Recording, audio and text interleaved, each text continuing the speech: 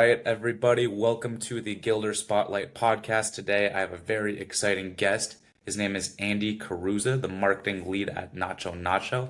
But Andy, just for our guest to understand a little bit about yourself, please give us a just quick introduction. Yep. Yeah, my name's Andy Karuza. Great to be on the show here today. I've been an entrepreneur for about 20 years now, and currently I'm the head of marketing over at NachoNacho, where I work with a lot of our SaaS vendors to promote their brands, including Gilder's one of our partners over there. So yeah, the reason why I wanted to join this company was because I really believe that we could be the Amazon of SaaS, and I get to work with a lot of other cool entrepreneurs like me. So to promote their business and be the good guy, I guess. So here we are. Awesome. Well, I love that. I see kind of in your past that you ended up starting as the director of marketing at Seattle Fashion Week. Are you originally from Seattle or Western Washington? Yeah, that's right. So I grew up in a small town called Bellingham, Washington, right across from the Canadian border. So when we were 19, we were doing some border hopping up there. But yeah, so I grew up in Bellingham, went to college there actually because it was really close proximity to home, so it felt like a natural step. Then from there, started going down to Seattle a lot actually. Then got into the business scene down there in Seattle and started originally like an event production company. And then took over the director of marketing spot for Seattle Fashion Week, which allowed me to network into Seattle and meet a lot of great people and kind of launched my marketing agency from there. Very cool. Also, so I'm originally from Missoula, Montana, and when I was growing up, they always said Bellingham had a lot of parallels to Missoula. How did Mhm. you like growing up in Bellingham? Oh, it's a great town. I mean, you're close to the mountains, not unlike Missoula as well. You're Yeah, also really close to the water, which Missoula doesn't have actually. I mean, you guys got a lot of lakes out there and everything too, we got but a river though. We got a river that yep. goes right through our city. You gonna fly Which, fishing? I haven't done it yet, but I know it's big out there. oh yeah, it's huge. It's huge. And I mean, I'd say Missoula is probably the fly fishing capital of the world. That's what I Just thought. as Yeah. far as I you can think just I've driven through there. I haven't spent too much time there though, but I heard the skiing's great though. Oh yeah, skiing's fantastic. I think since we're on the I think it's the east side of the divide. No, excuse me, the west side of the divide, where we're not really close to the Mm. water. The powder is perfect. It doesn't get too Yeah. humid. So it's fantastic. But going back, so you ended up going to Western Washington Mhm. University. What did you study there? Well, initially I wanted to try to figure out what I wanted to study. So a lot of people Mhm. go to college and some people kind of know what they want to do from the beginning and other people just kind of figure it out as they go. That's kind of been my life in a nutshell. But I went to school and I thought I wanted to be a doctor like my dad. But I realized I didn't like anything to do with it. Like I was taking chemistry classes, and while I was good at it, it just wasn't really inspiring to me. So what I got Mhm. involved with was actually organizing events around campus and organizing events for college kids to go up to Canada and have some fun up there. So Mhm. that was my first company. Actually, was kind of like a Van Wilder type character, I guess, if you will. There's a an audience willing to pay, and I realized that as a business opportunity and jumped right on it.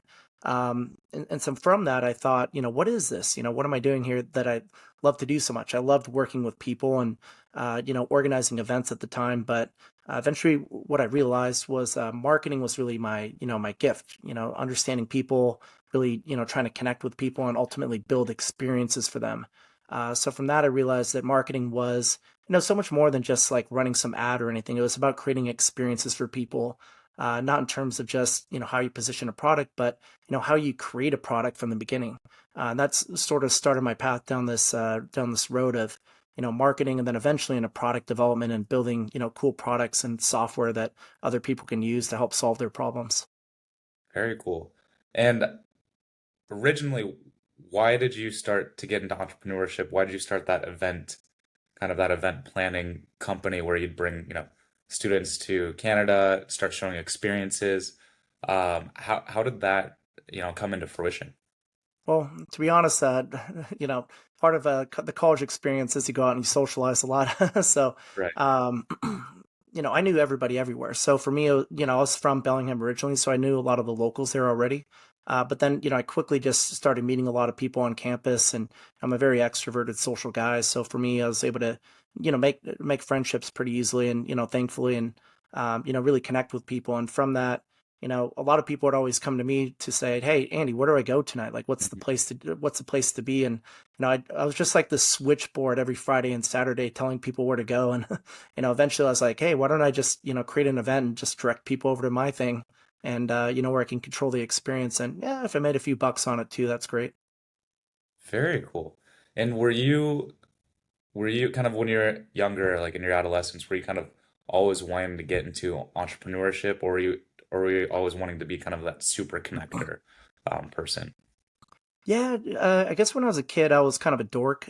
So when I was growing up, I had ADHD, and so for me, I was like really good in school. Like I would just study straight up and get 4.0s. But I got super focused. At that time, I was on a Ritalin actually, and I don't like who I was on it honestly. So when I was in middle school, I'd study really hard, and what I didn't realize at the time, though, especially being an adolescent, was what effect those kind of drugs could have on your mind and the way you think.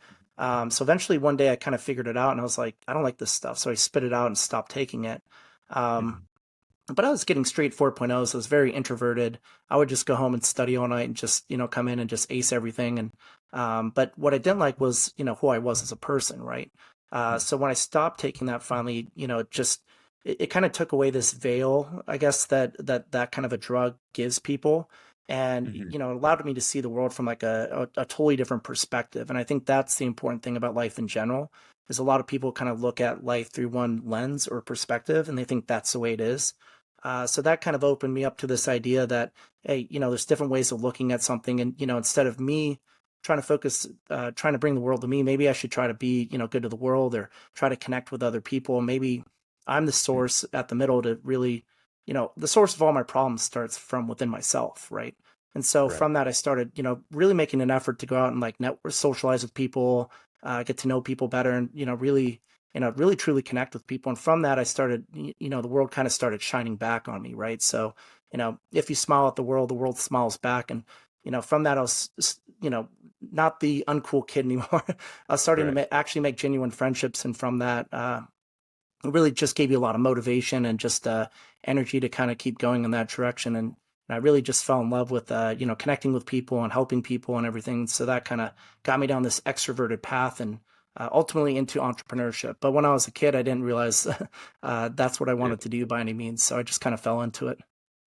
Interesting. So do you think that it was kind of like the shift in I mean, where you kind of quit taking Ritalin, you became more extroverted? Because you did mention that you were very introverted starting out. You'd study all the time, you'd get 4.0s. Was it basically taking that away from your life, the kind of the Ritalin made you more extroverted, or what? How did that shift come to be from being an introvert to an extrovert? Yeah, because I think when you're a kid, everybody has like their own story growing up. You know what I mean? Some kid are the Mhm. cool kids, some kids are, not cool. And then they kind of become Right. cool later on, like the ugly duckling syndrome, which I kind of think I was. Um, so I think what the Ritalin did is, what Ritalin does, it's really terrible actually. Really just, it kind of gets you super hyper focused on something, but you're not able to focus on the other things around you. And especially when you're engaging in conversation with people, it comes to be quite an inhibitor, actually. Mhm. So I didn't realize that at the time when I was a kid, really they were just trying to help me get better grades in school and just, focus. Because, Right. honestly, I was very distracted when I was, in like, I'd say before middle school and elementary school, I wasn't really focused on the work that I was doing. And in some cases, I'd get straight Fs, but, I knew I was better than that, right? I just never did any of the work. I was just always focused on like video games and trying to beat the next level and all that. So, Right. um, so perspective, Ritalin gave me that focus to know that I could really achieve anything. And, if I apply myself, I can really do it. And, I was excellent, 4.0, 4.0 straight across the board. But what I realized when I got off it, chose to get off it, was that, balancing the two, my two selves, which is, this need to be an extroverted person, to be, who I really am. And then Mhm. this responsibility that comes with, managing your ADHD, and actually, uh, turning it into a gift rather than some sort of like a disability, as some people want to call it. I Right. think it's actually it's an amazing gift. If you know how to manage it. I think it gives you a lot of energy. It gives you a lot of a lot of yeah, a lot of energy and a purpose and direction if you really know how to apply it. So I was able to kind of balance the best of both worlds there eventually. Very cool. And just for those who are listening, I'm sure, I mean, I know a lot of people have ADD, a lot of people kind of struggle through different mental health issues. How were you able to kind of lock in and leverage kind of your superpowers with that? Yeah, I think, like I said, it comes back to perspective. So I kind of realized, my best self in different forms. So, my best self being able to, apply myself to actually getting work done and focusing on the task at hand. And then my best self being, my normal goofy self and just, Right. loving life and, connecting with people and just really, really enjoying the company of people. And I think it just took having those perspectives to really, pull it out of you. And I think, like I mentioned before, I think a lot of people just never get that perspective sometimes because they kind of like to stay along a path that they're comfortable with and they know.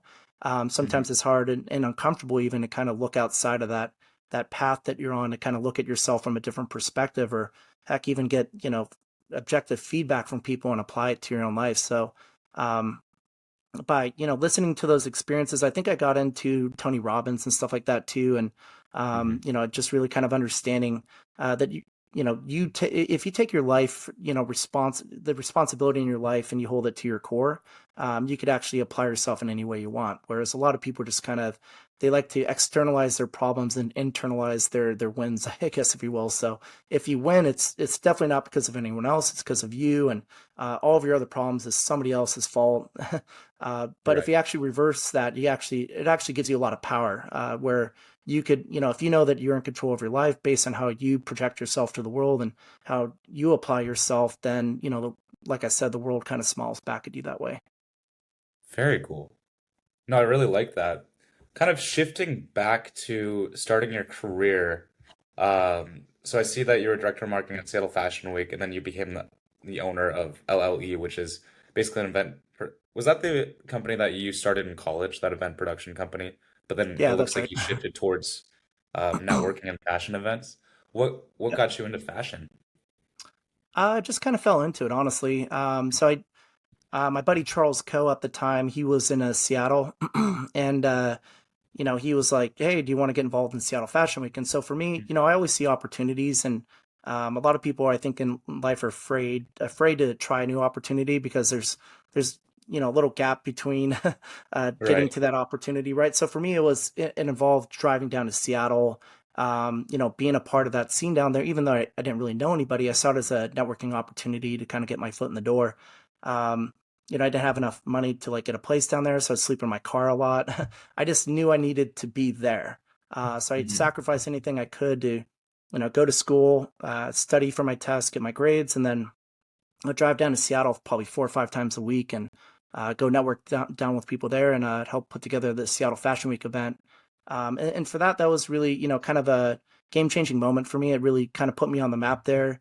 I got involved with it on a variety of different levels. I really helped them with a lot of marketing, and it really showed in the numbers of the people that turned out as well. I got sponsors involved. Ducati motorcycles being one of them because I love their bikes. So one of the first guys I reached out to was Ducati, and ended up having a really long term relationship with that company. Actually, became one of my clients for my marketing agency, which I spun off after that. Um, Also got to model for him too, which was kind of Oh, fun. no. Not a model anymore. I'm like super old, but so got to kind of experience that whole thing too. So met a lot of people in the fashion industry from that event. Really, started to really get an appreciation for fashion and art in general. Not just fashion, but music artists and other creators like myself. Whereas, as an entrepreneur, I really look at myself as like an artist, right? Creating products that really anticipate people's needs and help them. There's an aspect of art to all that, right?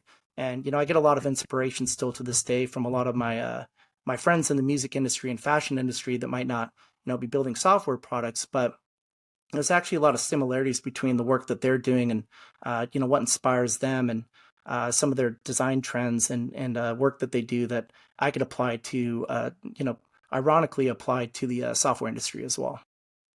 Very cool. And so you mentioned that you go to Seattle 4 or 5 times a week. You're sleeping in your car. Is there any so like how did you transpire into like from sleeping in your car to like basically it sounds like you had a really successful event production company um contracting with Ducati. Mhm. How did you when did that shift happen from like because it sounds really intense sleeping in your car. Yeah. It's kind of like a real life Tony Robbins story because he literally slept in his car, read a ton, started building businesses.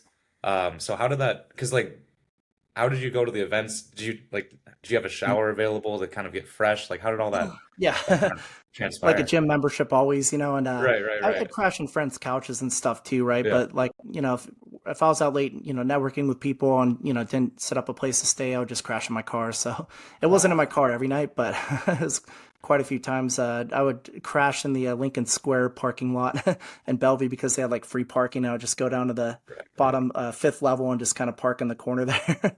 And actually ended up getting a place in Bellevue, finally, Washington. Oh, very cool. So my buddy Charles had originally brought me down to Seattle. He was the manager at like one of the apartments there, so he ended up letting me Mhm. sleep in the penthouse there a couple times. Wow. Um, and then I got discovered by this janitor one day, and I was just like, "Oh man, I was at this party last night," and I just made up some excuse, like while I was crashing in there. And then I made a commitment to actually become a customer of theirs, and that was my first place that I rented. Actually, was in Bellevue, Washington. I got an apartment at that location. But yeah, the reason why sleeping in my car a lot was even though I was making money from that, it's going towards tuition. I had a Hmm. place in Bellingham as well too. So after I saved up enough money and started launching into Seattle, I figured it was about time to get a place down there. Why'd you pick Bellevue over Seattle?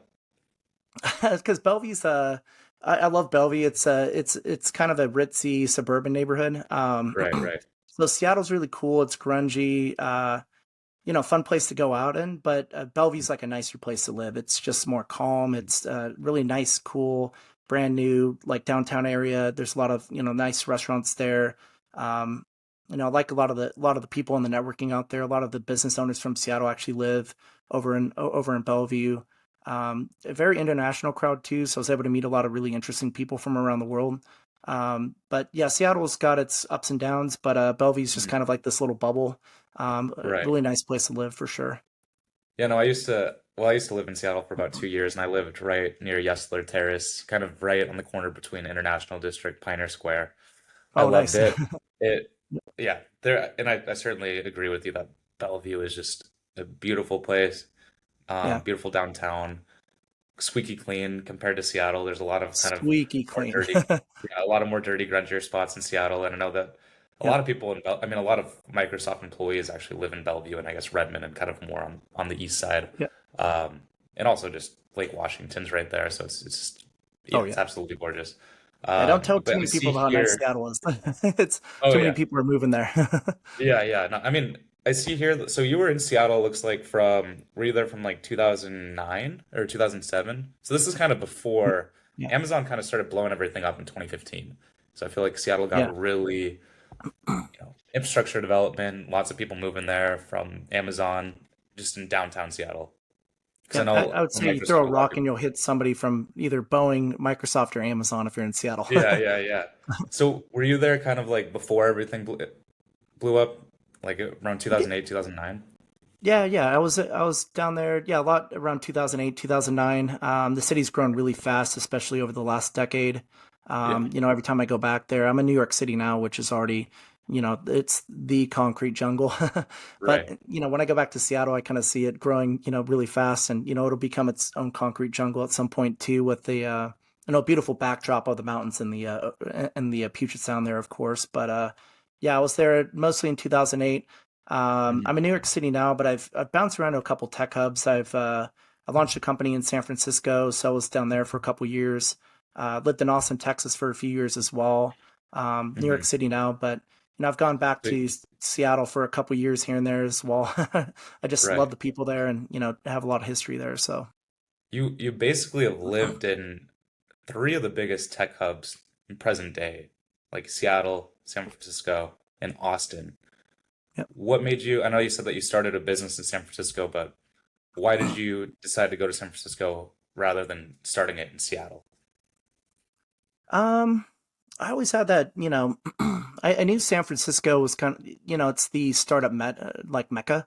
And, I wanted to spend time there and just kind of learn from the San Francisco culture and kind of, see how they did things down there. And I think there's, a lot that I did learn actually. Um, so I was presented with so I invented these smart backup cameras. So we had these parking sensors that would connect to a phone, and they would allow you to see in front or behind your car, Oh, which eventually we upgraded into a, full backup camera, which would use Wi-Fi. So you could put a new license plate frame, a smart one, on the back of your car and back up with it and see behind your car on your phone. Um, so I got an opportunity to join an accelerator program down there in San Francisco, and I just took the opportunity. I was like, it sounds like I'm meant to be down there.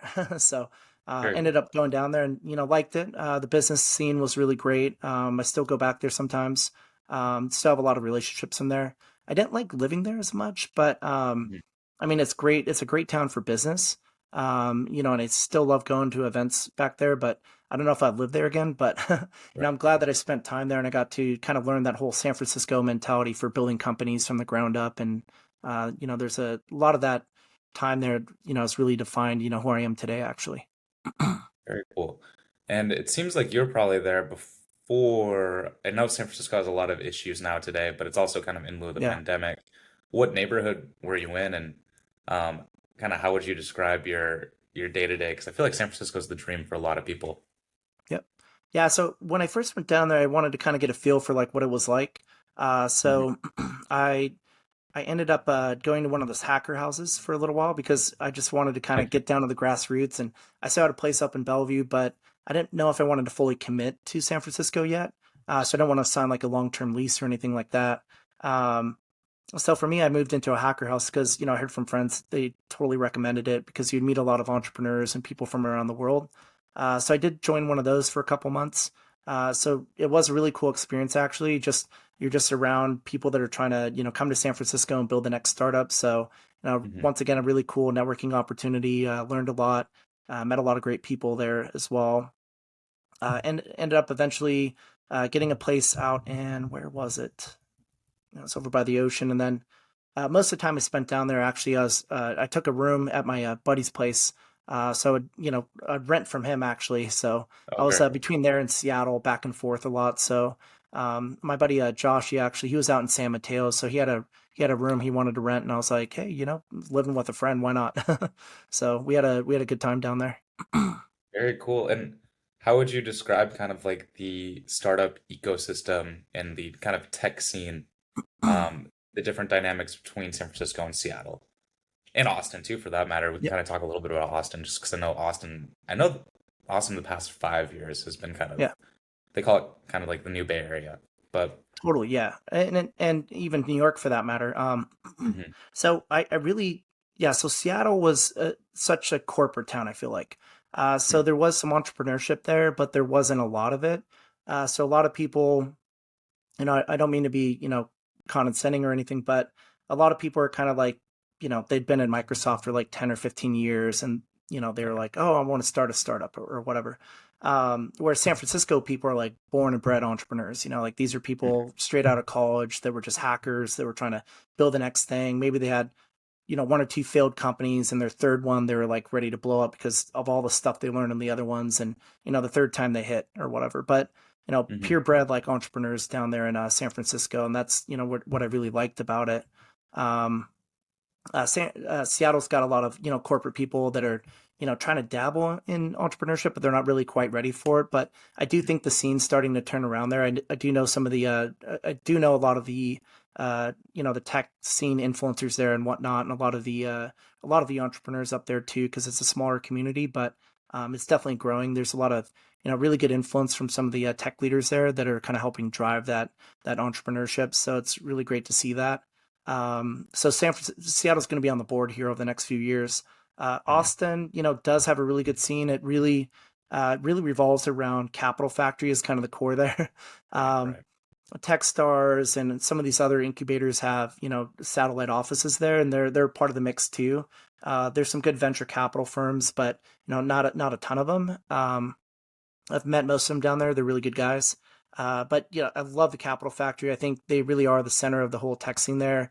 Hmm. Capital Factory has really done a great job to really build the culture of Austin's tech scene. And, honestly, I would probably attribute most of the success to what Capital Factory has done and Joshua and those guys over there.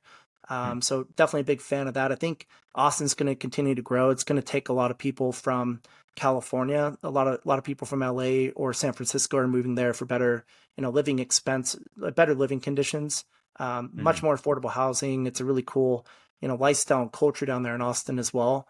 So they're pulling in a lot of entrepreneurs that are coming in from the West Coast now. So I think Austin's going to be a great city going forward.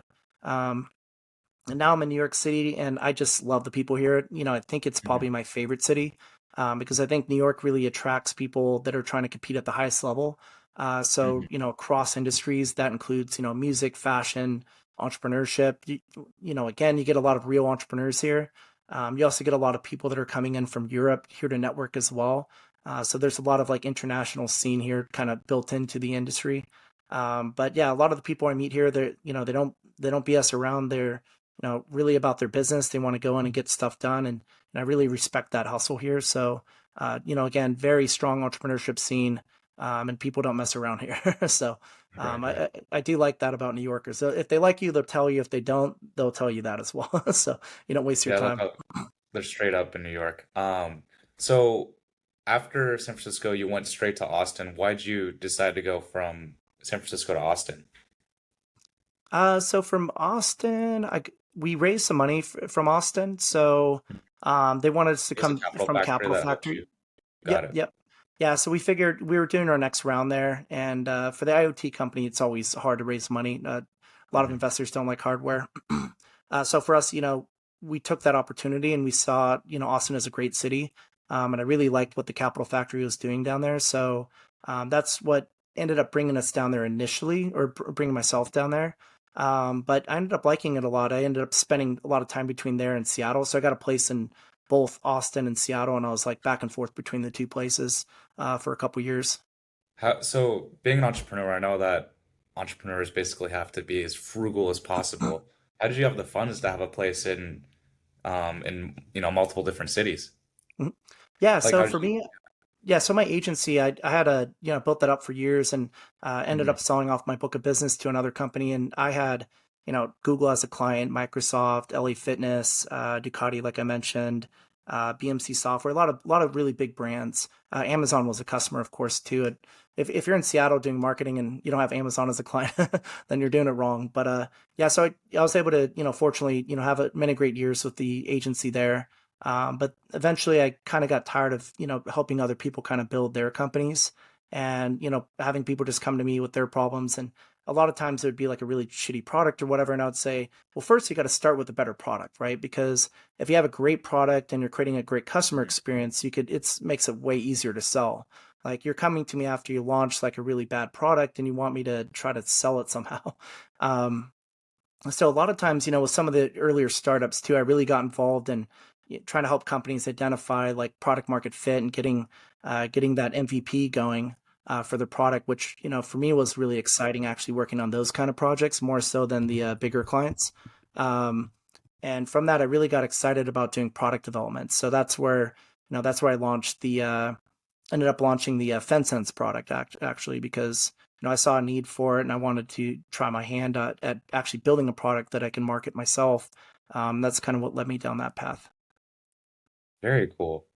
And then just if you can give some advice to those starting out becoming entrepreneurs, but specifically kind of in the marketing realm, working at an agency, what kind of advice would you give kind of like maybe your younger self or those just starting out into it? Yeah, I think a great marketer kind of understands all aspects of marketing. First, you got to understand the core, the why. Ultimately, at the end of the day, we're here to help people. The Hmm. bad marketers are the ones that are just trying to spend money and just say, let's just run some ads. Like that's not really what it's about. But if you could really understand and empathize with the customer, you're going to be way better at everything you do in marketing, number one.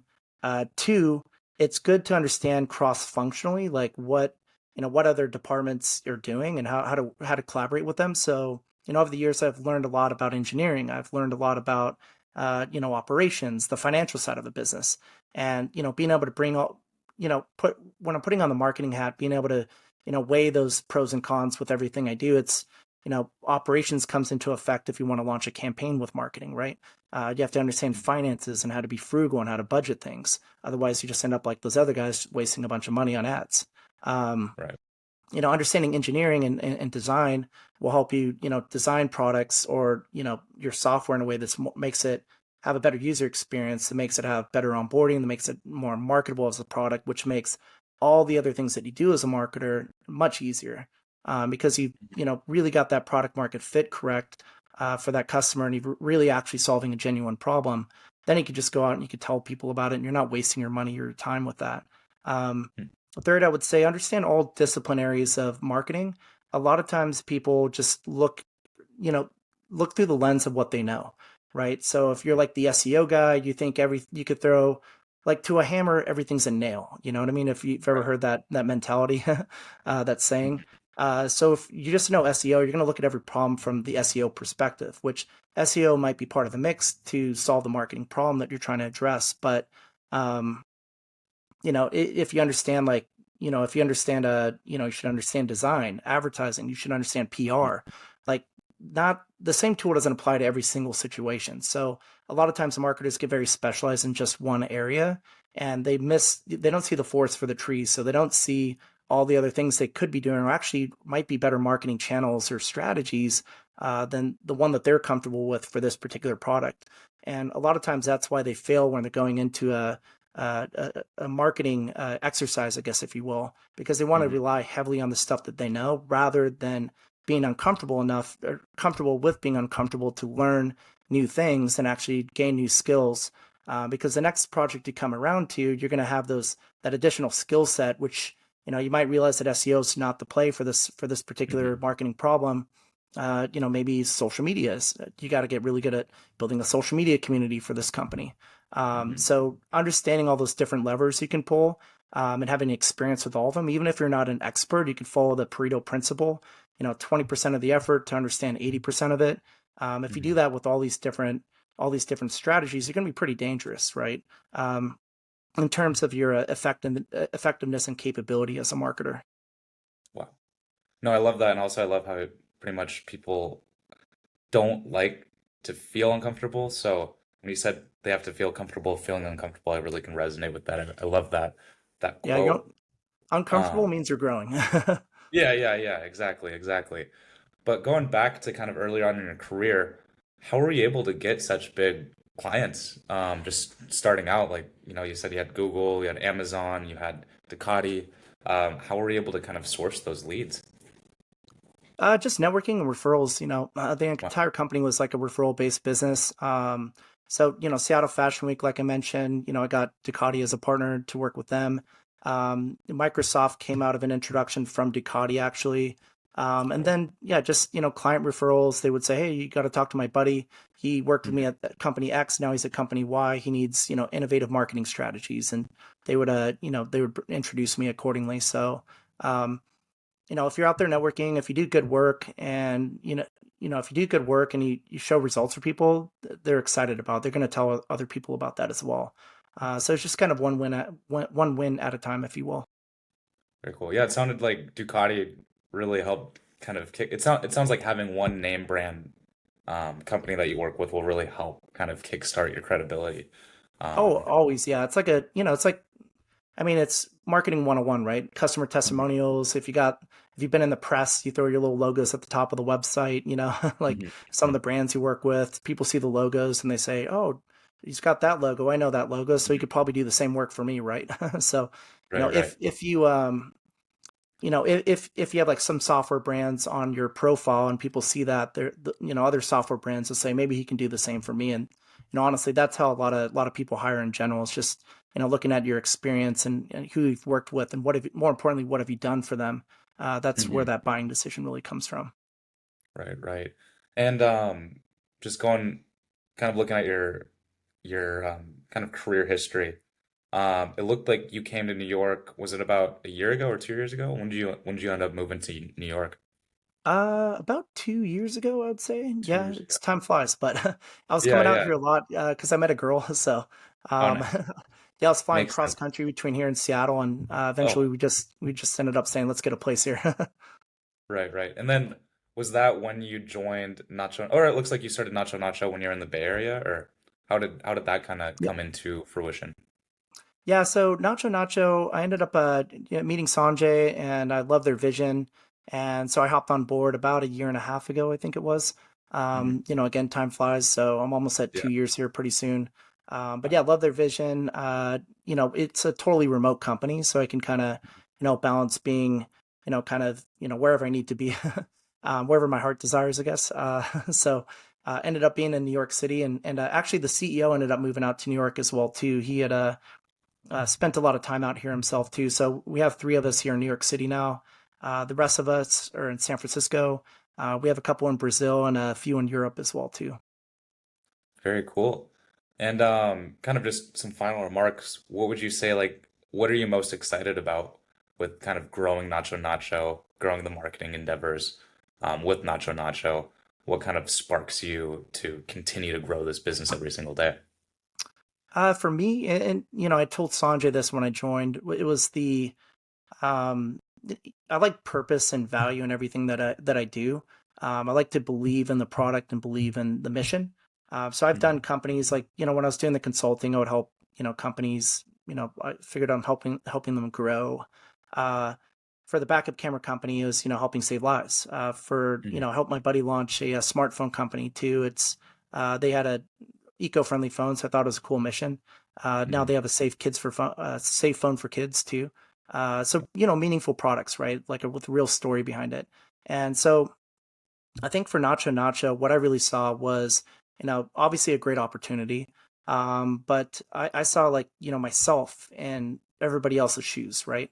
So working with companies and startup entrepreneurs and even established companies and really just being a promoter of their business, really being somebody that could help bring their business to the next level. And the platform that's enabling me to do that is NachoNacho. It's a B2B SaaS marketplace. It's great networking. I get to meet really interesting people every day. I'm doing an interview later today in 2 hours with the CEO of a company. So I get to pick his brain and learn from the guy. And I do a couple of those a week. And, everybody I interact with, I'm learning a lot from them, right? Um, but it's good for business, it's good for me, but it's also I'm just learning so much and I'm able to help other businesses, right? So being that conduit, I guess, to help promote their business, send them customers. I really love the NachoNacho business model. It's CPA only, so we never get paid unless we actually help bring money to bring paying customers to their business, net new customers. And so I've really established our entire marketing strategy around this rising tide raises all boats approach. I Whereas, love that. we're promoting them, they're promoting us. Together, we're really building a community here. So, really, I think an impactful community, a marketplace where everybody benefits by being a part of it, where, sellers are gaining more traction because other sellers are involved. And, we're over here just banging the drums, doing these webinars and promoting them. And, when you do that together and you build a really, strong community around a purposeful mission, the rising tide really can raise all boats. So that's the reason why I joined this company. I love that. I'm super excited also for our event. I think we have a partnered event in June 6th in New York. So Yep. Brian was telling me about it. I'm super excited about it. But Yep. New Andy, York I Tech really Week. It's appreciate. going to be the biggest event there. I'm excited. I'm super excited. But Andy, any closing thoughts that you have? Yeah. I mean, look at your career as a journey. It's not like a lot of people want to, become successful overnight. I've had a lot of ups and downs, and I love those. Honestly, it's really defined my character, and I really love the experiences that I've had. Obviously, had some wins. Obviously, had some losses as well. Honestly, I got to tell you, the losses are probably some of them are crazy stories, and you learn something new from it every single time, right? So I think a lot of people are really afraid of that journey and not getting what they want today. And so a lot of times they sacrifice and they settle for what's the safe bet today. So Mhm. whether that's, you go to college, you get a house, you get married, you have four kids, that's great. Maybe that's not the path for everybody, right? Maybe the path isn't going to Microsoft for 10 or 15 years and then saying, I want to be an entrepreneur. You could definitely do it. And I definitely encourage these folks, by the way. I'm not trying to look down on that. You should definitely, if you have that itch, you should go for it. But just understand that it's going to be hard the first time, because a lot of the entrepreneurs have been doing it their whole life. They went through a couple losses and they've kind of learned the hard way. But with that being said, that's the most important thing, is that you're willing to kind of go through those bumps, because each and every one of them makes you a better person. It makes you more well-rounded and more capable to address the next opportunity, which might even be the biggest opportunity you've ever had, maybe bigger than all the other stuff that came prior that kind of laid out the steps to get to where you're at in your career today. So don't rush anything. Don't think you know it all. If you're uncomfortable, it's probably a good thing. It means you're growing. So just keep moving in that direction, and eventually you get to where you're trying to go. I love that, Andy. I love that final sentiment. I think the biggest thing I learned is be comfortable with feeling uncomfortable. And I Yep. think a lot of people avoid any form of feeling uncomfortable, but in order to grow or in order to progress, in order to kind of gain skills and talent, you have to feel uncomfortable. So I really Yep. like that, Andy. I really appreciate your time. And thank you so much for being a guest on the Gilder Spotlight podcast. I'd love to have you on again sometime. Likewise. Thank you, bud.